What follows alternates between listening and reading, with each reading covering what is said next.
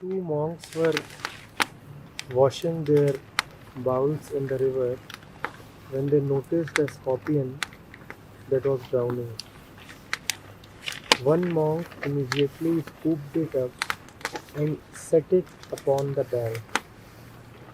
In the process, he was stung. He went back to washing his bowl, and again the scorpion fell in. The monk saved the scorpion and was again stung.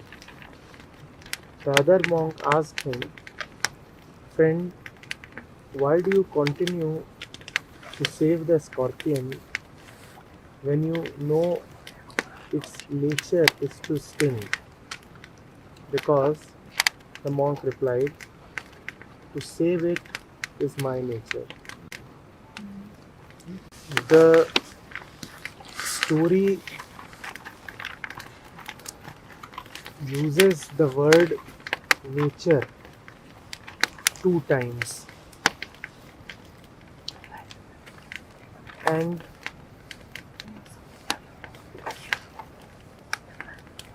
the two usages, the two expressions, the two incidences where the word nature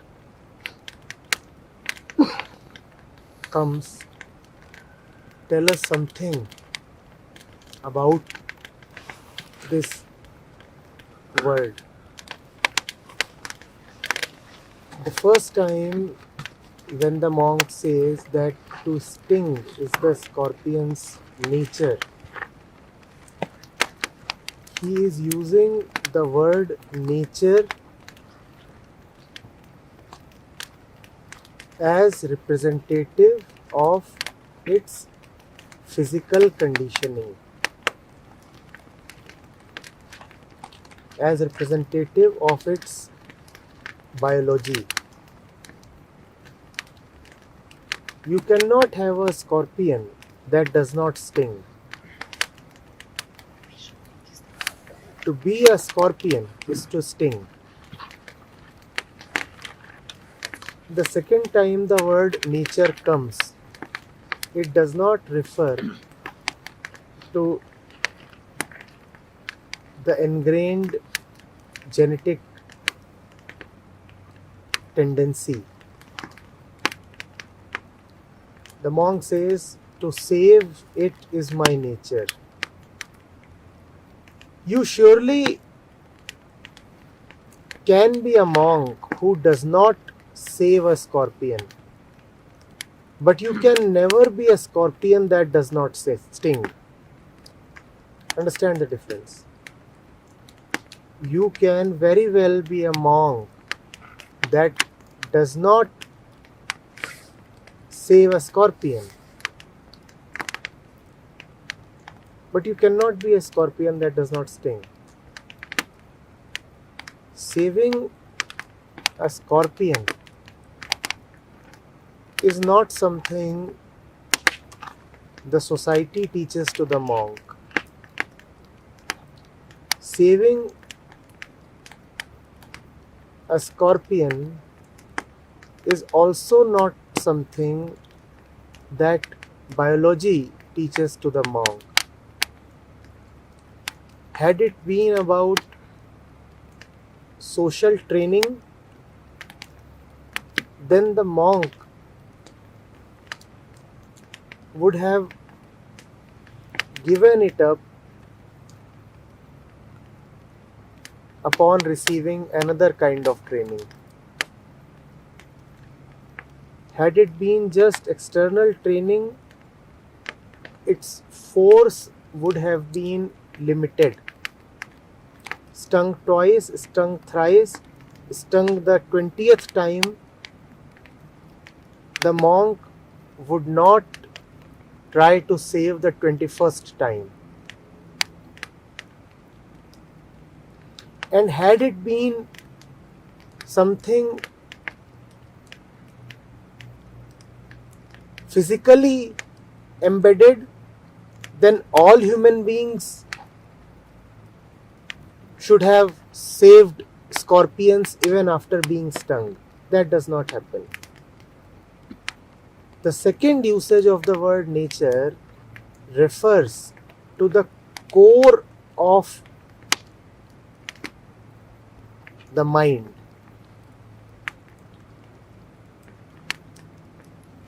The second usage of the word nature refers to conceptless compassion.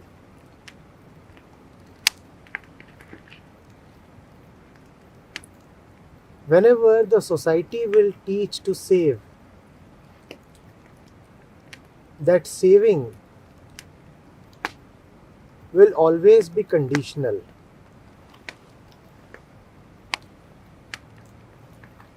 As all teaching always is.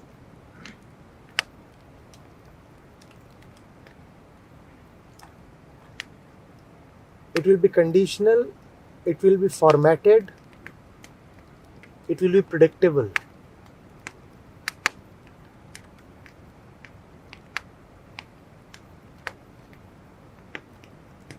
Kindly do not think that the monk is saving the scorpion because it is a demand of monkhood. Kindly do not think that his religious education or the commandments of his religious order is what is making him do this. Whenever a man does the totally inexplicable, the totally incomprehensible, in other words, in social words, whenever he displays total madness, it cannot be because of social influence. Society makes you go mad, but within limits. Society gives you nothing total. Only the total can give you anything total.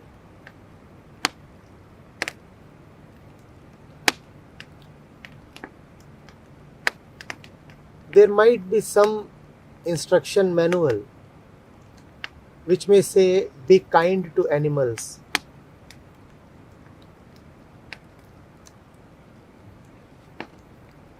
But that instruction manual would probably at some other place also say,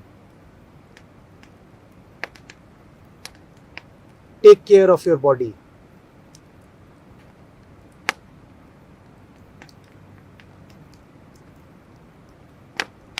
Now, neither of these two commandments is complete. Hence, they will come in conflict with each other. Whenever two things are incomplete, they will always be in conflict with each other. Only the total and the total can be in harmony with each other. So, faced with a situation like the monk faces here, it would be easy to escape away.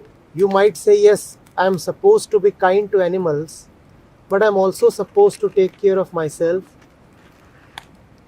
So, no helping the scorpion the third time. In fact, because the scorpion is a potential danger, so why not eliminate the scorpion? Because I have already followed the first commandment twice, the commandment that said that be kind to all living beings. Now it is time to do justice to the second commandment also. And the second commandment says, take care of your body. So you will find escapes and excuses. This nature that the monk is talking of is something that comes from nowhere and is also not something that you are born with. It does not come to you after you are born, and it is not carried by you at the time when you are born.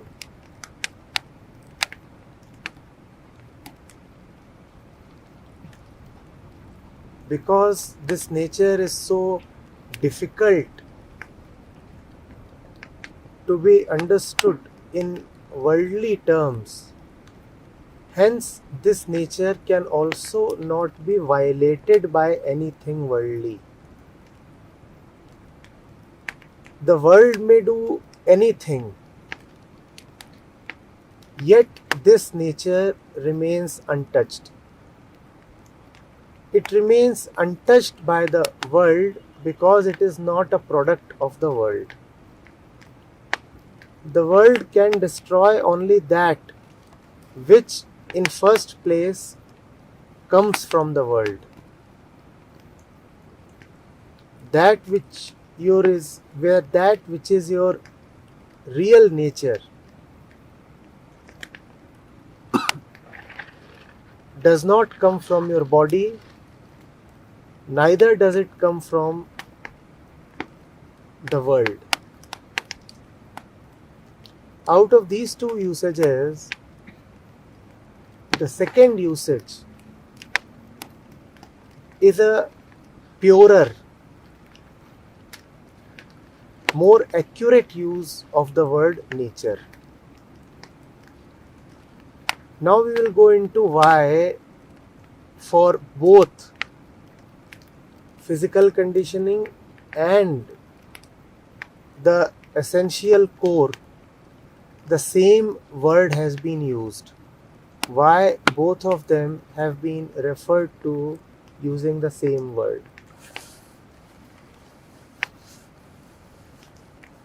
Using the same word there points at the fact that even conditioning takes place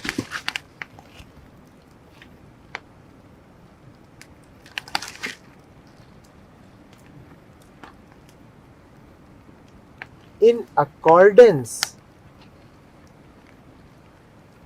with something in the nature. Nature, that is freedom, compassion,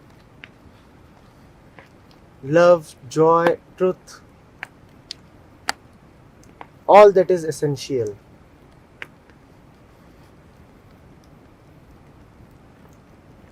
Why does the scorpion sting? The scorpion stings for self-preservation. The scorpion stings because it does not want to die.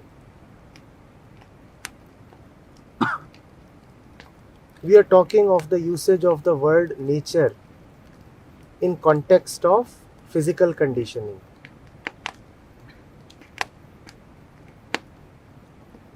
Because you do not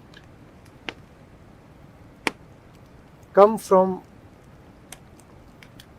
the world of time, timelessness is your nature.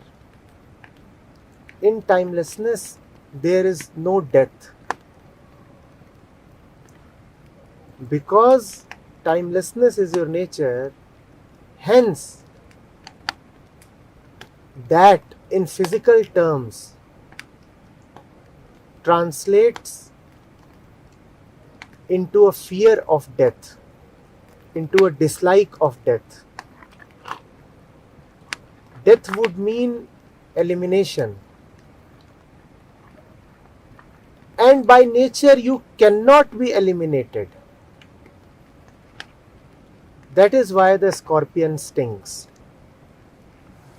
That is why it is not totally wrong to use the word nature for biological conditioning.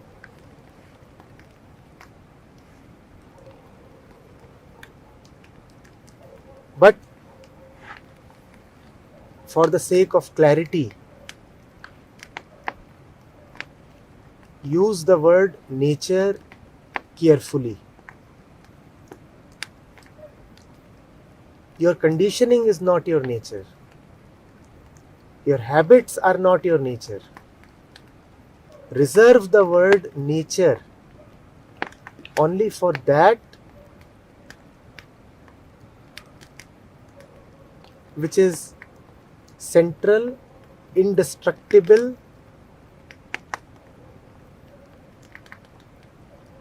inexhaustible.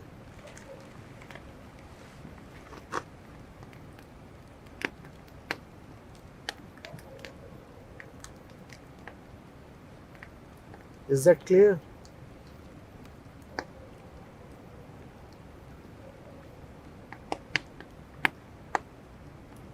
The paradox of this second kind of nature is that on one side is something which is not born, but is something which seems that it is grown in us. On the other side is eternal, is ever present. Yes. No, we are not born with it. When I said that, what I meant was that it is not something of the body. Whatever is of the body, you will be born with it. Born with it in the sense that you will be born with the seed of it, a physical seed of it. This nature, this real nature is not contingent upon birth and death. It is not there in the genes. Had it been there in the genes, then genetic engineering could manipulate it. So, I said that you are not born with it. You are born with the body and everything that your genes contain, and nothing more. The body will never tell you to get stung by a scorpion 10 times. The first time the scorpion stings you, the body will want to retreat. Nothing in the body tells you of compassion. The body only knows self-preservation, not compassion. You go to the fire, the body's first instinct is withdraw, go back, protect yourself. The same thing happens when you go to a scorpion. Just by looking at the scorpion, the mind remembers the past.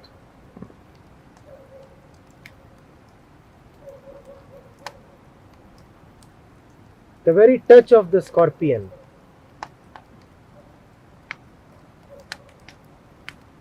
the body recoils.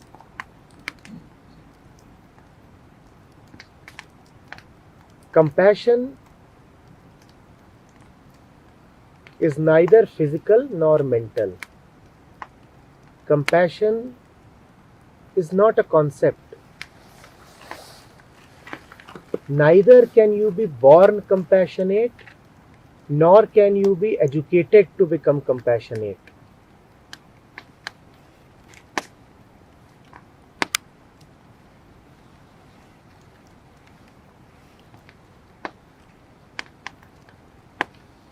And that is good news. Those who depend upon birth, upbringing and education will find it bad news. They will say, I do not carry compassion at birth. And you are saying that I cannot get it through education also? then it means that there is no hope for me.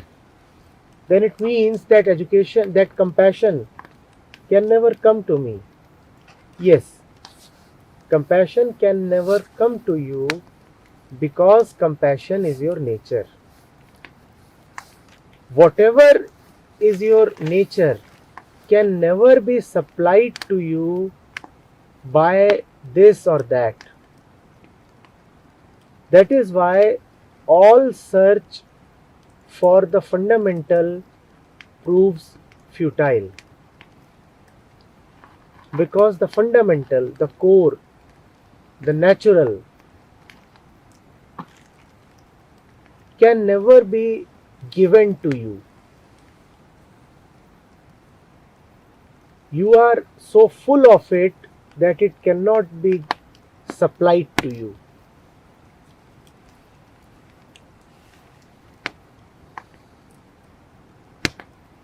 Are you getting it? And that is why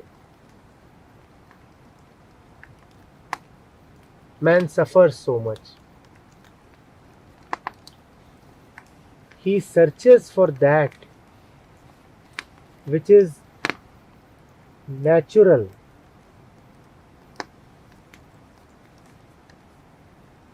in places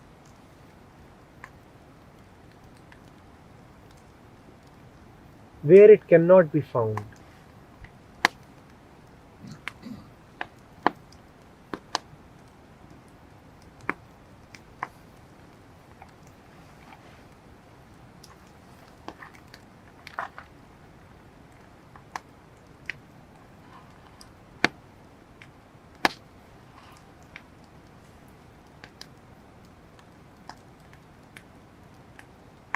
The other monk asking,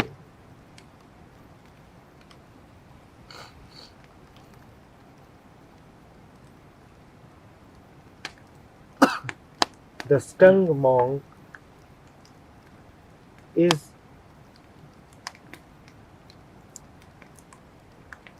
society and body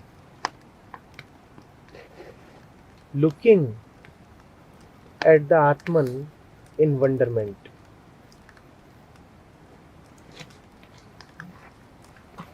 Just as the second monk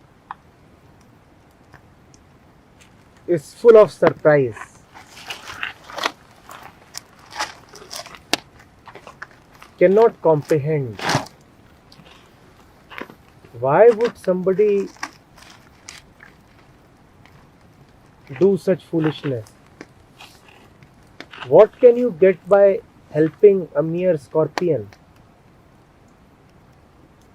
And why repeat your foolishness? The scorpion is so ungrateful. He stung you after you saved him, and you are saving him again? The social biological mind will always find it impossible to comprehend the ways of the Atman, the ways of nature.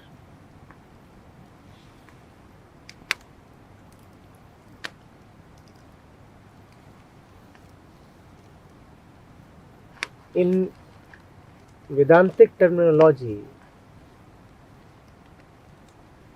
the first usage of nature is Prakriti. The second usage of nature is Atman. You must understand the difference.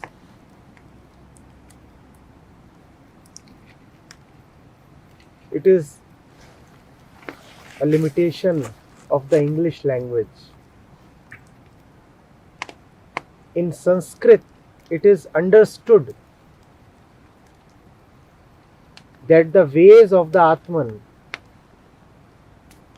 and the ways of Prakriti are different. it is understood that these two are different indeed. So two different words exist, Atman and Prakriti, Satya and Prakriti. But the English language really does not come from a very rich spiritual background. So it does not even have the conceptual distinction between Atman and Prakriti. It confuses and conflates both of them to be one. Hence it gives the same name to both of them. You can give two things two different names only if first of all you know that they are different. If you do not even understand that they are different, then you will not give two different names. That is what has happened.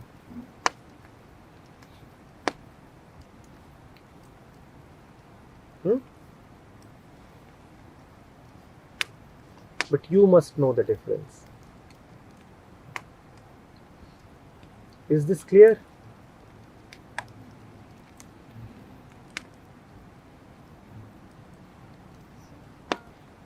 How is pravritti? What exactly is pravritti? When you said vritti and prakriti. So, prakriti and pravritti. The vritti or vritti refer to tendencies.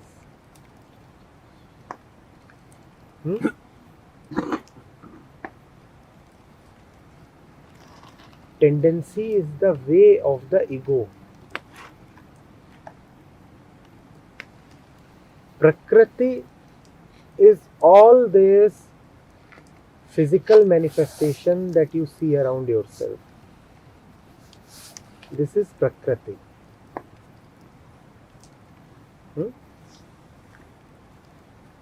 Kriti means creation. Prakriti means that which is there even before creation.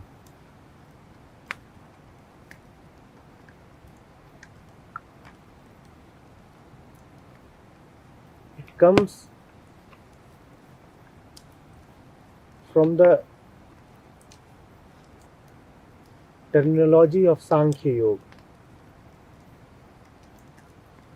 There they talk of two entities that are so fundamental that they were never created. Two entities that always exist. Two entities that are even beyond time. They talk of Prakriti and Purush. And they talk of nothing that unites them. Prakriti is that which just is all this. The total diversity, all that the mind perceives.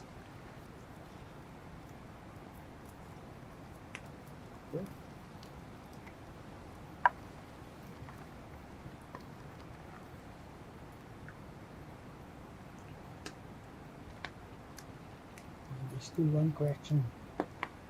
Probably every one of us see that saving the life of another living being is a part of the essential nature. Why so? Why would we save the life of another living being so important? It is a part in the sense. It's essential nature. Holiness of life? Not always. Not always. You see,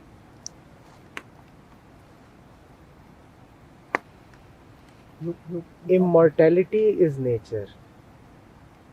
Immortality is nature in the sense that the clock starts ticking only in the body mind. And if something precedes the body mind, then the clock is not ticking yet. No body, no clock at all. So in that sense, immortality is nature. Death is not nature. In that sense, even birth is not nature. But birth is something that human beings perceive as already happened. So nothing can be done about it. You are already born. Death, on the other hand, is perceived as something that has not yet happened, but may happen or will happen in the future. So, to death, there is a certain repulsion, a certain dislike.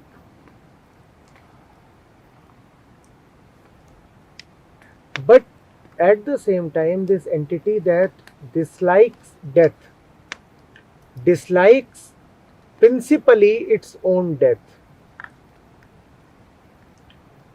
If it comes to choosing between its own death and death of somebody else, it would always choose somebody else's death.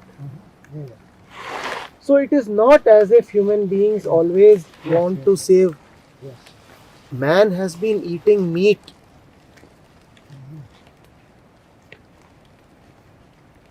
since man has been man.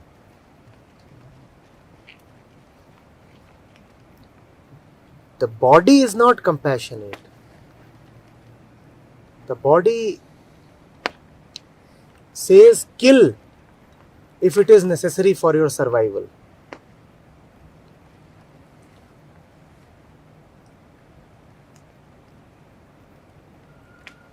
Are you getting it? Yeah. Also, at the same time, remember that it is not necessary that when you will be operating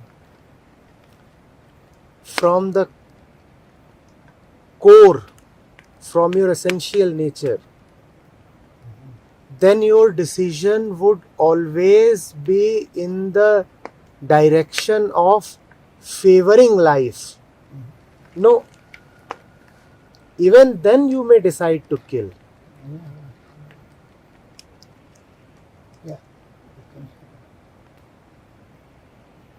So many saints killed, gurus killed, prophets killed. The instruction of Bhagavad Gita says kill.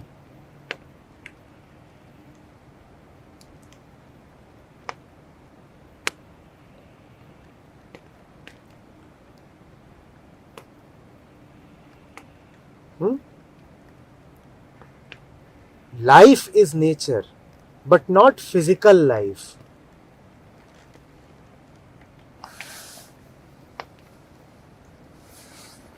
Life is nature, but not biological life. Our definition of life is a warped definition. What we call as living is not life, it is my life.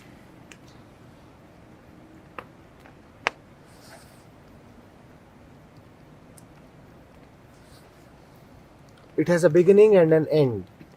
It is always under threat.